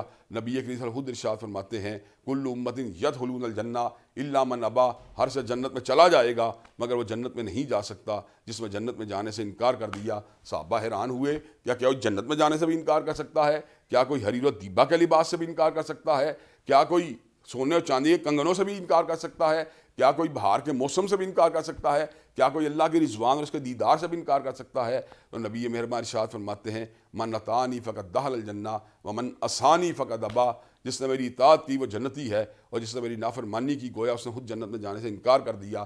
چنانچہ اگر ہم سیدھے راستے کے طلبگار ہیں، صراط مستقیم کے طلبگار ہیں، اور اس راستے کے طلبگار ہیں جو انعام یافتہ لوگوں کا راستہ ہے، تو وہ راستہ حضرت رسول اللہ صلی اللہ علیہ وسلم کا راستہ ہے۔ آپ کی اتباع، آپ کی احادیث طیبہ کو ماننا، آپ کی سنتوں کو چلنا اور آپ کے ارشادات عالیہ کو اپنی زندگی کا نصب العین اور موٹو بنانے والے لوگ یقیناً سیدھے راستے پر رہیں گے، یقیناً کامیاب اور کامران ہو جائیں گے۔ سورہ یاسین میں بیان کردہ اس حقیقت کو ہر مسلمان کو اپنے دل میں جگہ دینے کی ضرورت ہے، اس لیے کہ جو آپ کے راستے کے پر چلتا ہے وہ کامیاب اور کامران ہوگا۔ من یطع اللہ ورسولہ فقد فاز فوزا عظیما، اصل کامیابی اس ہی کو حاصل ہوگی جو اللہ اور اس کے رسول کی بات کو مانے گا، اور جس نے آپ کے اسوے سے انحراف کیا، آپ کے اوامر سے انحراف کیا، آپ کی حدیث طیبہ سے انحراف کیا، آپ کے فرمودات مبارکہ سے انحراف کیا، فَلْيَحْذَرِ الَّذِينَ يُخَالِفُونَ عَنْ أَمْرِهِ أَن تُصِيبَهُمْ فِتْنَةٌ أَوْ يُصِيبَهُمْ عَذَابٌ أَلِيمٌ، وہ دنیا کے اندر فتنے کا نشانہ بنے گا اور آخرت میں اللہ نے اس کے لیے دردناک عذابوں کو تیار کر دیا ہے۔ اللہ تبارک و تعالی ہم سب کو قرآن کلام حمید کے مضامین کو سمجھنے، ان کو اوپر غور و فکر کرنے اور ان کو اپنی عملی زندگی میں جگہ دینے کی توفیق دے۔ وآخر دعوانا ان الحمدللہ رب العالمین۔ بہت شکریہ علامہ صاحب آپ کا۔ اب آگے بڑھتے ہیں روح رمضان ٹرانسمیشن کے خصوصی سیگمنٹ قصص الانبیاء کی جانب۔ میرے ساتھ پروفیسر احمد حماد موجود ہیں، دیکھتے ہیں آج وہ ہمارے لیے کون سے پیغمبر یا نبی کا واقعہ لے کے آیا ہے، ان کی طرف چلتے ہیں۔ بسم اللہ الرحمن الرحیم۔ رب اشرح لی صدری ویسر لی امری واحلل عقدۃ من لسانی یفقہوا قولی۔ قصص الانبیاء کے سلسلے میں آج جن محترم نبی اکرم کا ذکر ہے، برگزیدہ نبی کا ذکر ہے، آپ کا اس میں گرامی ہے حضرت ہود علیہ السلام، اور حضرت ہود علیہ السلام کا جب جب ذکر آئے گا تو فطری بات ہے کہ قوم عاد کا ذکر آئے گا، اور قوم عاد کا ذکر آئے گا تو عبرت کی کہانی آپ کے ذہن میں آئے گی۔ یہ اتنی اہم کہانی ہے کہ قرآن کریم میں اس کو بڑی نمایاں جگہ دی گئی ہے، اور اس کا نمایاں ہونے کا ایک نشانی یہ ہے کہ ایک تو حضرت ہود علیہ السلام کے نام پر ایک پوری سورت موجود ہے، اور اس میں اگرچہ پہلے میں اس سورت کا ذکر کر دیتا ہوں کہ اس سورت میں جو 9 انبیاء کا ذکر ہے، اس میں سے 2 انبیاء کے محض اسماء گرامی ہیں، حضرت اسحاق علیہ السلام اور حضرت یعقوب علیہ السلام، اور ایک جو برگزیدہ نبی ہیں وہ ابو الانبیاء بھی کہلاتے ہیں، اور وہ حضرت سیدنا ابراہیم علیہ السلام ہیں، اور آپ کا بھی ذکر بہت زیادہ تفصیل کے ساتھ نہیں ہے۔ البتہ ہم نے یہ جو سیدنا ابراہیم علیہ السلام کے ذکر سے آغاز اس لیے کیا کہ سورہ ہود میں جن انبیاء کی انباء الرسل ہے، یعنی جن رسولوں کی خبریں ہیں، وہ رسول ایک تو یہ کہ سورہ ہود 123 آیات پر مبنی ہے، اور ان 123 آیات میں انباء الرسل ہی ہیں، یعنی کہ رسولوں کی خبریں، اور ان رسولوں کی آپ سمجھ لیں کہ تقسیم اس طرح سے ہے کہ سیدنا ابراہیم علیہ السلام کو اگر ہم مرکز میں رکھیں تو ان سے پہلے 3 برگزیدہ پیغمبر ہیں، اور ان کے بعد 3 برگزیدہ پیغمبر ہیں، اور ان 6 کا ذکر ہے، اور ساتھ میں سیدنا ابراہیم علیہ السلام کا ضمناً ذکر آ جاتا ہے، ضمناً اس سینس میں کہ سیدنا لوط علیہ السلام آپ کے چونکہ بھتیجے ہیں، تو جب آپ کا ذکر آئے گا لوط علیہ السلام کی قوم کا تو وہاں پہ ابراہیم علیہ السلام کا بھی ذکر آئے گا، تو اس طرح ضمناً ہے۔ البتہ ہم بات کر رہے ہیں آج جن نبی محترم کی، وہ ہیں سیدنا ہود علیہ السلام، اور سیدنا ہود علیہ السلام جو ہیں وہ ابراہیم علیہ السلام سے پہلے جو 3 انبیاء ہیں، 3 رسول ہیں، ان میں شامل ہیں۔ میں رسول اس لیے کہہ رہا ہوں کہ یہ جو صحیفہ لاتے ہیں، جو شریعت لاتے ہیں، ان کو رسول کہا جاتا ہے، اور جو محض وحی جن پہ آتی ہے اور جنہوں نے پچھلی ہی شریعت کا پیغام عام کرنا جن کی ذمہ داری ہو، ان کو نبی کہا جاتا ہے۔ بعض علماء نے کچھ اس طرح سے بھی اس کی تقسیم کی ہے۔ بہرحال حضرت نوح علیہ السلام کا ہم نے ذکر کر لیا، اس کے بعد حضرت ہود علیہ السلام کا ذکر آتا ہے، اور پھر حضرت صالح علیہ السلام کا۔ آج ہود علیہ السلام کا اس صورت میں کتنا ذکر ہے، اور اس کے بعد اس کے علاوہ کس صورت میں ذکر ہے، یہی تفصیلات ہم آپ کو بتائیں گے۔ حضرت نوح علیہ السلام کی کشتی میں جو افراد سوار تھے، ان کے علاوہ جتنے بھی افراد تھے بشمول آپ کا بیٹا، آپ کی بیوی، سب وہ اس سمندر، اس شدید طوفان میں، سمندر اس لیے ذہن میں آتا ہے کہ وہ طوفان اتنا زیادہ تھا گویا زمین جو ہے نا وہ سمندر کا نظارہ پیش کر رہی تھی، تو وہ سب غرق ہو گئے، اور جو بچے وہ اہل ایمان تھے، ان اہل ایمان میں نوح علیہ السلام کے 3 بیٹے سام، حام اور یافس وہ تھے۔ تو جو سام ہیں وہ سارے مشرق وسطیٰ کے علاقے میں، یہ جو گلف کے علاقے میں یہ ہے، اسی لیے ان کو سیمیٹک یا سامی النسل بھی کہا جاتا ہے۔ سامی روایات بھی اسی سے ہے کہ وہ جو ببلیکل سٹوریز ہیں یا آسمانی جو کتب ہیں ان میں جو کہانیاں ہیں وہ اسی نسل کی ہیں۔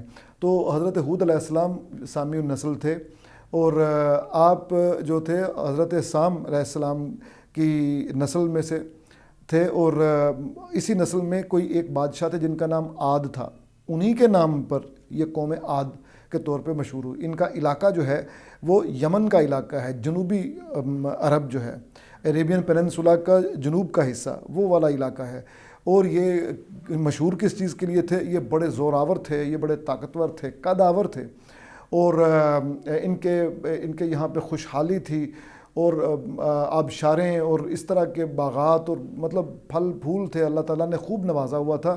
اور ان کا مسئلہ یہ ہوا کہ یہ شرک کرتے تھے اور بت پرستی کرتے تھے، یہ بھی بالکل حضرت نوح علیہ السلام کی قوم کی طرح ہی انہوں نے بت پرستی شروع کر دی۔ تو جیسے سیدنا نوح علیہ السلام نے اپنی قوم کو بلایا، ایک طویل عرصہ بلاتے رہے، اسی طرح حضرت ہود علیہ السلام بھی ان کو بلاتے، یعنی دعوت کی طرف، اپنا توحید کی طرف بلاتے، تو یہ لوگ باز نہیں آتے تھے۔ الٹا نہ صرف یہ کہ سیدنا ہود علیہ السلام کو جھٹلاتے تھے، بلکہ عجیب و غریب ایک بات کرتے تھے، وہ کہتے تھے کہ جس طرح کی باتیں آپ کر رہے ہیں ہمیں یقین ہے کہ ہمارے جو معبود ہیں ان میں سے کسی نے آپ کو اس غصے میں آ کے اسیب زدہ کر دیا ہے، آپ سحر زدہ ہیں, آپ پہ جادو ہو گیا ہے, اس لیے آپ اس طرح کی باتیں کرتے ہیں.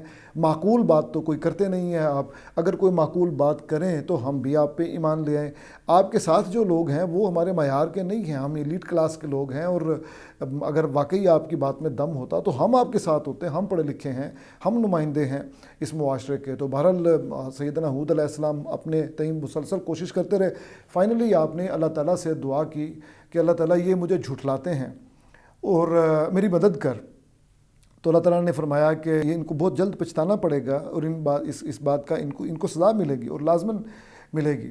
تو یہ چونکہ حضرت ہود علیہ السلام سے واضح دلیل مانگتے تھے, اور دلیل سے مراد تھی معجزہ, دلیل سے مراد عقلی معقول دلیل نہیں تھی. وہ تو حضرت ہود علیہ السلام نے پیش کر دی تھی کہ بھائی میں جو تمہیں کہہ رہا ہوں وہ تو میں تمہیں سیدھا کہہ رہا ہوں کہ تم پہ یہ کائنات اس طرح بنی ہے, بارش برساتا رہا ہے رب اور دوبارہ برسائے گا.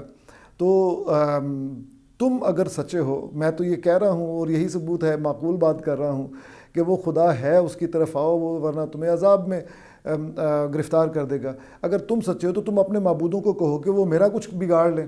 تو اس بات پہ وہ عاجز آ جاتے تھے, جس کی وجہ سے وہ تمسخر اڑاتے تھے. اور اگر آپ غور فرمائیں تو ہود علیہ السلام کے ساتھ بھی بالکل وہی ہوا جو سیدنا نوح علیہ السلام کے ساتھ ہوا. آپ اب کے بعد آئندہ بھی آپ دیکھیے گا کہ تمام رسل جو تھے آپ کا تمسخر اڑایا گیا, آپ کو کبھی جادوگر کہا گیا, کبھی مجنون کہا گیا, اور یہی چیز حضرت محمد مصطفیٰ صلی اللہ علیہ وسلم کے ساتھ بھی پیش آئی.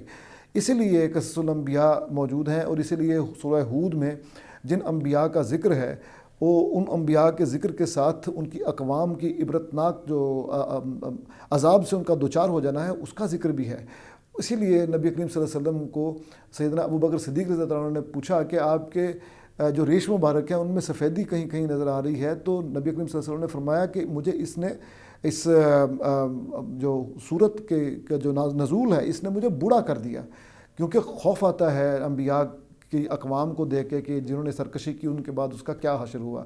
تو ہود علیہ السلام کی قوم نے بھی سرکشی کی تو ان کے اوپر عذاب کیا آیا, بہت ہی حیران کر دینے والا عذاب تھا, جس کو کہ باد سریرن آتیہ کہا قرآن کریم میں یہ کہا گیا, یعنی سو پاورفل فورسفل ونڈ, جو کہ شدید قسم کی ہوا ہوتی ہے اور ہر چیز اڑا کے لے جاتی ہے. اور قرآن حکیم میں ہے کہ 7 دن اور 7 راتیں اور 8 دن یہ ہوا چلتی رہی, اور ایسی شدید تھی کہ استغفر اللہ, اور جہاں جہاں کسی نے پناہ لے رکھی تھی اس جگہ پہ بھی گھسی اور وہاں پہ بھی لوگوں کو مار دیا. کچھ لوگ یہ کہتے ہیں کہ ہوا دیہاتی علاقوں میں چلی اور دیہات کے مال مویشی وغیرہ فضا میں دیکھے تو شہریوں نے یہ سمجھا کہ یہ کالا بادل ہے, بڑے رحمت والا ہے. تو انہوں نے کہا کہ ہود تم خامخواہ ہمیں ڈراتے تھے, یہ تو رحمت کا بادل بن کے آ رہا ہے.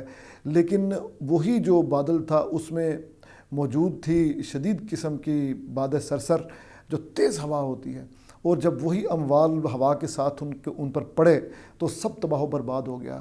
اور نخل خاویہ جو ہے نا وہ اس کا مثال دی قرآن حکیم نے, مطلب ایسے تنے کھجور کے جو بہت لمبے لمبے ہوتے ہیں, جن کے ساتھ شاخیں نہیں ہوتی اور وہ گرے پڑے ہوتے ہیں اوندھے منہ.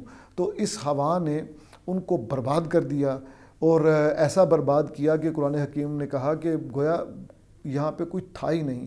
تو چلتے چلتے میں یہ عرض کرتا چلوں کہ جدید سائنس بہت ساری چیزیں جہاں پہ ہمارے سامنے لے کے آ رہی ہے, وہاں پہ یہ بھی لے کے آ رہی ہے کہ کچھ دیکھا یہ گیا ہے سیٹلائٹ سے, غالباً بعض بزرگ کہتے ہیں کہ سیٹلائٹ سے دیکھا گیا ہے کہ شداد جو کہ بہت مشہور بادشاہ تھا, اس نے اپنی جنت ارضی قائم کر رکھی تھی, اور وہ ستونوں والے محل اسی سے منسوب ہیں, وہ بھی اسی قوم سے تعلق رکھتا تھا, اور اس کا سارا محل اب ریت میں دبا ہوا ہے, اور وہ ریت ایسی باریک ہے کہ جو چیز اس پہ گرتی ہے آنن فن غائب ہو جاتی ہے. جس طرح یہ سب کچھ غائب ہو گیا, یہ پورا شہر کا شہر جو ہے نا وہ برباد ہو کے رہ گیا.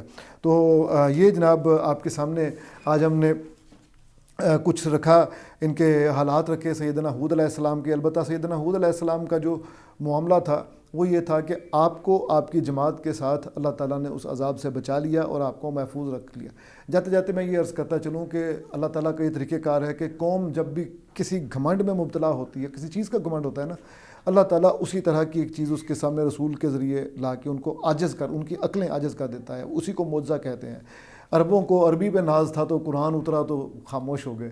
اسی طرح سیدنا سلیمان علیہ السلام کا معاملہ آپ کے سامنے ہے، جنات والا، اور موسیٰ علیہ السلام کا جادوگری والا. اسی طرح ان کو پتھروں پہ ناز تھا تو اللہ تعالیٰ نے ان پر ہوا میں پتھر ملا کے وہ مارے، ایسا مسمار کیا کہ علمان الحفیظ. تو درس اس میں یہی ہے کہ اللہ تعالیٰ کی جو وحدانیت ہے اس کا اقرار کرنا چاہیے بالقول بھی اور بالفعل بھی، اور شرک سے بچنا چاہیے. شرک نہیں برباد کی سب بستیاں. بہت شکریہ پروفیسر صاحب آپ کا. اب یہاں وقت ہوا ایک بریک کا، لیکن بریک پر جاتے جاتے نعت رسول مقبول صلی اللہ علیہ وآلہ وسلم سنتے جائیے. یا نبی سب کرم ہے تمہارا، یہ جو وارے نیارے ہوئے ہیں. یا نبی سب کرم ہے تمہارا،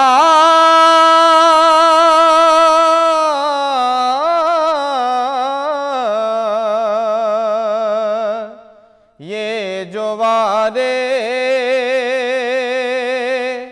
نیارے ہوئے ہیں، یہ جو وارے نیارے ہوئے ہیں، اب کمی کا تصور بھی کیسا، جب سے منگتے تمہارے ہوئے ہیں. اب کمی کا تصور بھی کیسا، جب سے منگتے تمہارے ہوئے ہیں. ان کے دربار سے جب بھی میں نے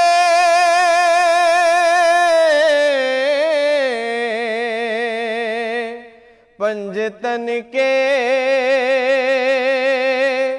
وسیلے سے مانگا پنجتن کے وسیلے سے مانگا، تو مجھ کو خیرات فوراً ملی ہے. خوب میرے گزارے ہوئے ہیں، مجھ کو خیرات فوراً ملی ہے. خوب میرے گزارے ہوئے ہیں. اور دور ہونے کو ہے اب یہ دوری،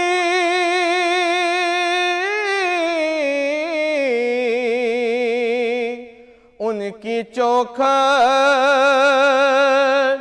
پہ ہوگی حضوری. دور ہونے کو ہے اب یہ دوری،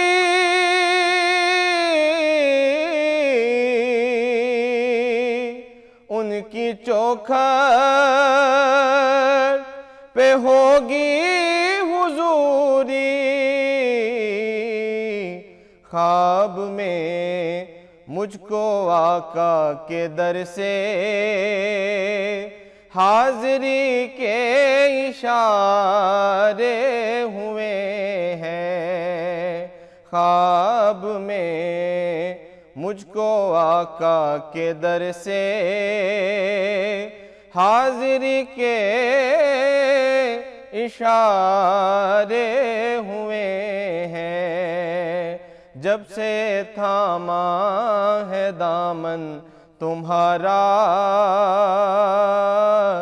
دنیا والے ہمارے ہوئے ہیں.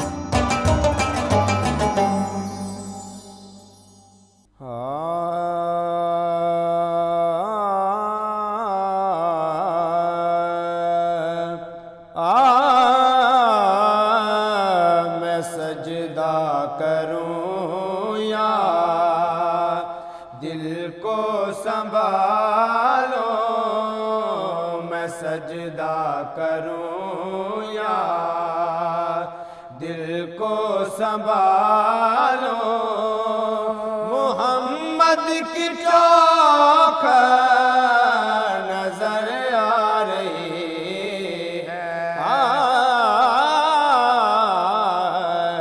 मैं सजदा करूं या दिल को संभालो, मोहम्मद की चौखट नजर आ रही है।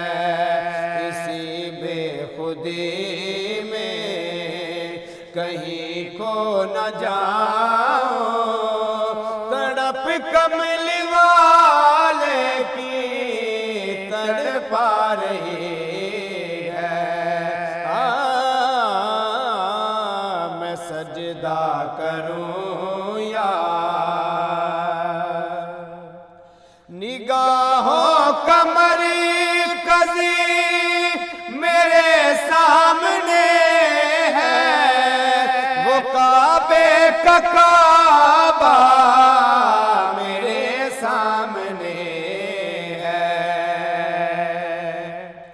निगाहों कमरी कजी मेरे सामने है, वो काबे का काबा मेरे सामने है।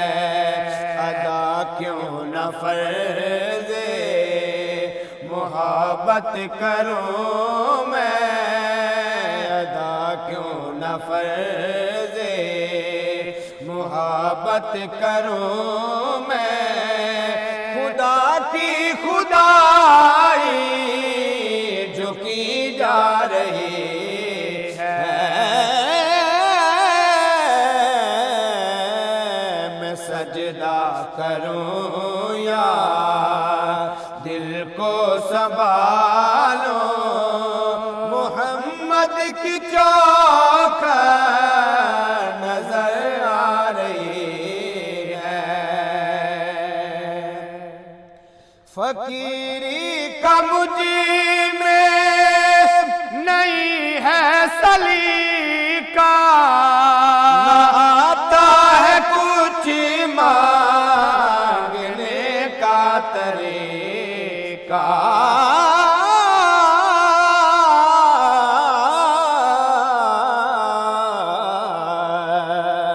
फकीरी का मुझे में नहीं है सलीका, न आता है कुछ मांगने का तरीका।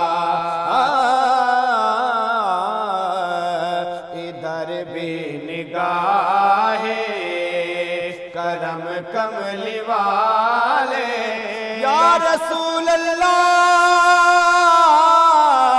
का इधर भी निगाहे करम कमली वाले। जमाने की झोली भरी जा रही है, मैं सजदा करूं या दिल को संभालो, मोहम्मद की चौखट नजर आ रही है। सुभान अल्लाह, माशाल्लाह, क्या खूबसूरत आवाज़ थी। और अब आगे बढ़ते हैं अपने सेगमेंट की जानिब। आज हम एक ऐसी खामोश बीमारी का जिक्र करेंगे जो इंसान की बरसों की इबादत को ऐसे चाट जाती है जैसे आग सूखी लकड़ी को। जी हाँ, हम बात कर रहे हैं तकब्बुर की। और ये वो पहला गुनाह का ज़रिया बना जिसने एक इबादत गुजार को हमेशा के लिए अल्लाह के कुर्ब से दूर कर दिया। भला मिट्टी से बने इस इंसान की औकात ही क्या है कि वो बड़ाई का दावा करे। तकब्बुर दरअसल कुदरत के सामने एक ऐसी बगावत है जिसमें इंसान ये भूल जाता है कि इज़्ज़त, शोहरत और कमाल सब इसी रब्बे ज़ुल जलाल की ही तो अता है। जब दिल में लफ्ज़ मैं का बुत बैठ जाए तो समझे बदनसीबी मुकद्दर बन गई है। और आज हम कुरान और सुन्नत की रोशनी में आजिज़ी और तकब्बुर के फ़र्क को समझेंगे, क्योंकि अल्लाह के नबी सल्लल्लाहु अलैहि वसल्लम ने फरमाया कि जिसके दिल में राई के दाने के बराबर भी तकब्बुर होगा وہ جنت کی خوشبو تک نہ پا سکے گا۔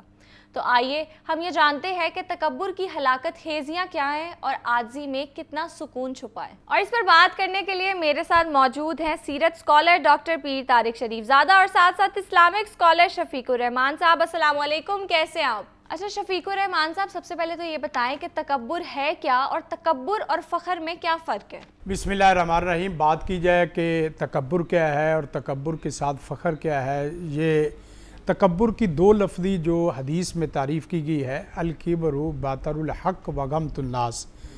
کبر اگرچہ بندے کے دل میں ہوتا ہے، لیکن یہ ہے کہ کبر کی جو تعریف کی گئی ہے کہ حق کو چھپانا اور حق کا مذاق اڑانا یا حق کو قبول نہ کرنا۔ قرآن و سنت کی جہاں بات آ جائے وہاں اپنی عقل کو اور اپنے مکتبہ فکر کو، اپنی کسی بھی چیز کو قرآن و سنت پہ جو ہے نا وہ اول درجے پہ ترجیح شکل میں رکھنا، یہ سمجھ لے وہ کبر ہے۔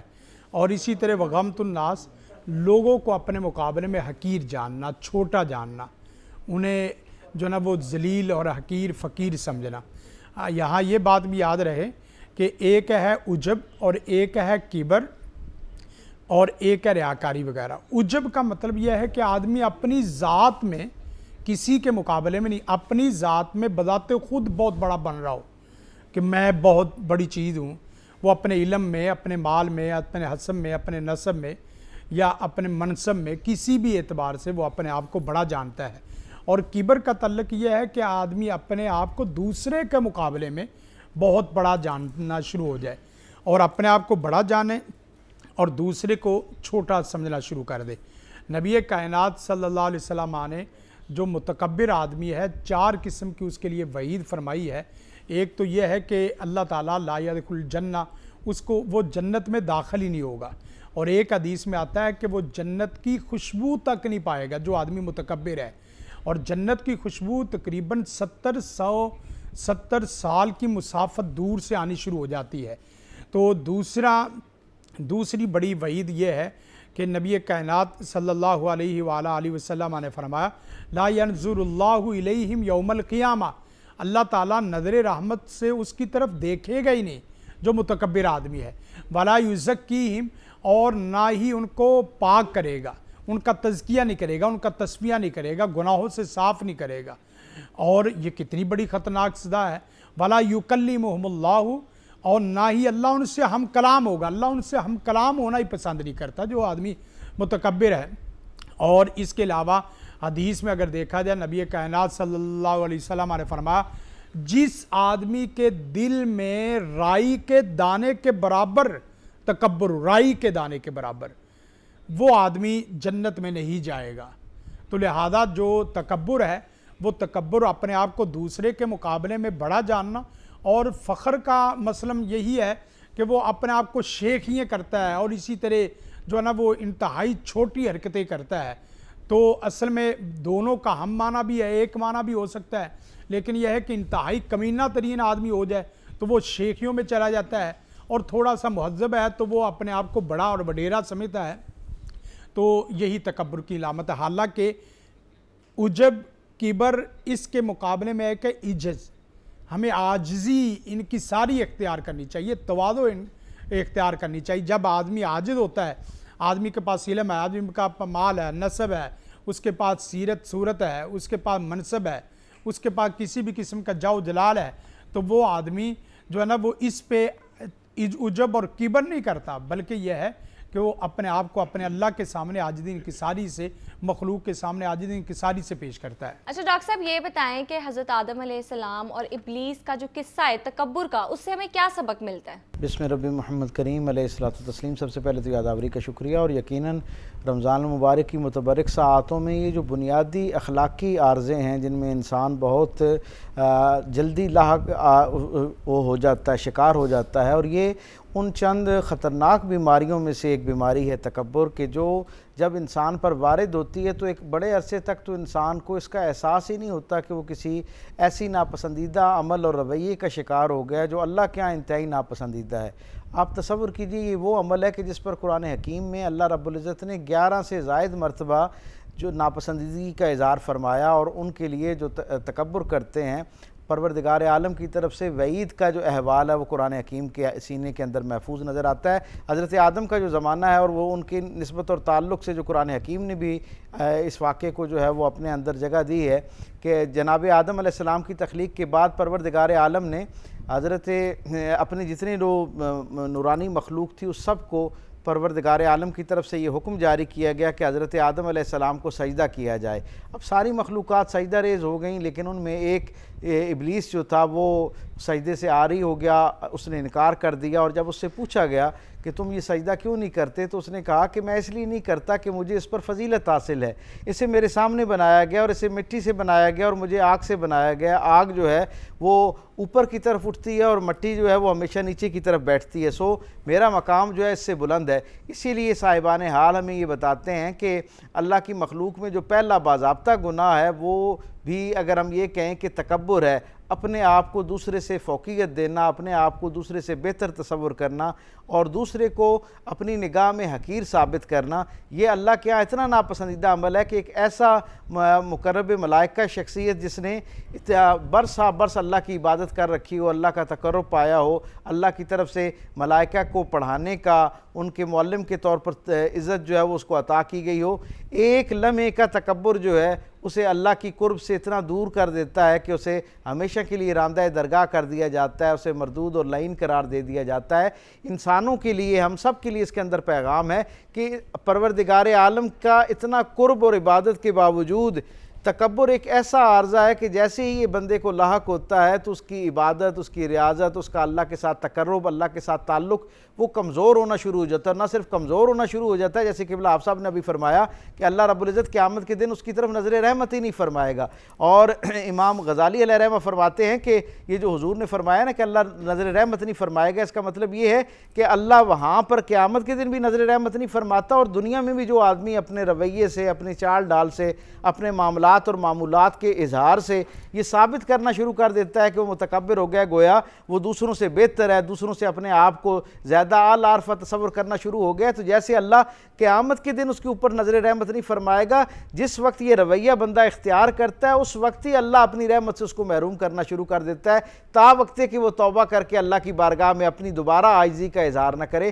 سرکار ختمی مرتبہ صلی اللہ علیہ وسلم کے مزاج سے بھی ہم تک یہ بات پہنچتی ہے، اللہ رب العزت یہ جو صفات پر، اپنی صلاحیت پر، اپنی خوبی پر ناز کرنا، فخر کرنا اور اس خوبی کی بنیاد پر باقی سب کو اپنے سے حقیر جاننا، اگر یہ اللہ یہ دنیا کے اندر دوسروں پر برتری اور فوقیت کا معیار ہوتا نا تو سرکار ختمی مرتبہ سے بڑھ کر دنیا کے اندر کوئی صاحب صفت آدمی ہو سکتا ہے، جسے اللہ نے ساری خوبیوں کو منبع و مرکز بنایا، لیکن آقا کریم صلی اللہ علیہ وسلم اپنا سر نیاز جو ہے وہ ہر لمحہ اللہ کی بارگاہ کے اندر جو ہے وہ جھکاتے ہیں، اور جب اصحاب رسول سرکار دو عالم کی صفات کی تعریف کرتے ہیں تو جب زیادہ صفات کی تعریف ہوتی ہے تو سرکار دو عالم صلی اللہ علیہ وسلم سر نگوں ہو کر کہتے ہیں کہ میں تو اللہ کا ایک عاجز بندہ ہوں، اللہ کی عاجزی اختیار کرنے والا بندہ ہوں، سو ہم تک بھی یہ پیغام پہنچتا ہے کہ آپ کو اللہ کی طرف سے صفات کی شکل میں، مال کی شکل میں، اسباب کی شکل میں جب نعمتیں عطا کرنا شروع کر دی جائیں، عزت عطا کرنا شروع کر دی جائے تو آپ کا ہر لمحہ جو ہے وہ عاجزی کی طرف سفر چلنا چاہیے۔ اچھا شفیق الرحمان صاحب یہ بتائیں کہ قرآن میں تکبر کرنے والوں کے لیے کون سی وعید سنائی گئی ہے؟ دیکھیں وعید تو اگر قرآن کریم کو دیکھا جائے تو تقریباً 5 سے 6 قسم کی وعید ہے۔ ایک تو سب سے بڑی وعید یہ ہے کہ اس کے لیے جہنم کا اعلان ہے، جو آدمی متکبر ہے وہ جہنمی ہے، اور اسی طرح دوسری وعید یہ ہے کہ یہ ہلاکت اور تباہی بربادی کا سبب ہے تکبر، جیسے فرعون تباہ ہو گیا، جیسے قارون تباہ ہو گیا، اسی طرح نمرود تباہ ہو گیا۔ آپ قارون کے بارے میں دیکھیں، اس نے ایک جملہ کہا تھا قال انما اوتیت علی علم عندی، یہ جو مجھے مال، مجھے حسب نسب مل رہا ہے یہ میرے علم کی بنیاد پہ ہے، میرے ہنر کی بنیاد پہ ہے، میرے خاص فن کی بنیاد پہ، اور جس وقت وہ نکلتا تھا دنیا میں فخرج علی قومی فی زینتی، اپنی زیب و زینت کے ساتھ، اگرچہ اچھا لباس پہننا یہ جمال کی علامت ہے، خوبصورتی کی علامت ہے، یہ کوئی تکبر کی علامت نہیں ہے، لیکن وہ جب نکلتا تھا اس کے دل میں تکبر ہوتا تھا تو اللہ تعالیٰ نے اس کو اس طرح دنسا دیا کہ قرآن کریم کا لفظ ہے فَخَسَفْنَا بِهِ وَبِدَارِهِ الْأَرْضِ، ہم نے اسے اس کے خزانوں سمیت زمین میں دنسا دیا۔ اور پیر صاحب کی موجودگی میں یہ بات کہوں گا کہ حدیث میں آتا ہے وَهُوَ يَتَجَلْجَلُ بِهِ إِلَى يَوْمِ الْقِيَامَةِ، اس وقت کا زمین کے اندر سے دنسا ہے اب تک، اور قیامت تک وہ ابھی تک دنستا ہی جا رہا ہے، یہ صحیح حدیث ہے، وہ یتجلجل، وہ ابھی تک وہ زمین میں دنستا ہی جا رہا ہے۔ آپ اندازہ کریں کہ تکبر کس چیز کا، آدمی کو اگر اندازہ ہو کہ میری سانس اوپر کا سانس نیچے نہیں جانا اور نیچے کا سانس اوپر نہیں آنا، میرے اوپر آنے والا سورج جو ہے وہ غروب ہونا یا نہیں ہونا، اس کو اتنا اندازہ نہیں ہے، تو وہ کس چیز پہ تکبر کر رہا ہے۔ اور قرآن کریم نے ایک دوسرے مقام پہ فرمایا وَلَا تَمْشِ فِي الْأَرْضِ مَرَحًا إِنَّكَ لَن تَخْرِقَ الْأَرْضَ وَلَن تَبْلُغَ الْجِبَالَ طُولًا۔ کس بنیاد پہ تکبر کر رہا ہے؟ آسمان کو چھو سکتا ہے، زمین کو پھاڑ سکتا ہے، اگر نہیں کر سکتا تو تکبر چھوڑ دے۔ آل رائٹ، تکبر کے حوالے سے بات ہو رہی تھی کہ قرآن میں ایسے لوگوں کے لیے کیا وعید سنائی گئی ہے اور کیسے ہم اس سے بچ سکتے ہیں۔ میرے ساتھ موجود ہے ڈاکٹر پیر طارق شریف زادہ صاحب اور ساتھ ساتھ شفیق الرحمان۔ بہت شکریہ آپ دونوں کا۔ That's it for today، ملتے ہیں کل انشاءاللہ۔ اپنا بہت زیادہ خیال رکھیے گا، اللہ حافظ۔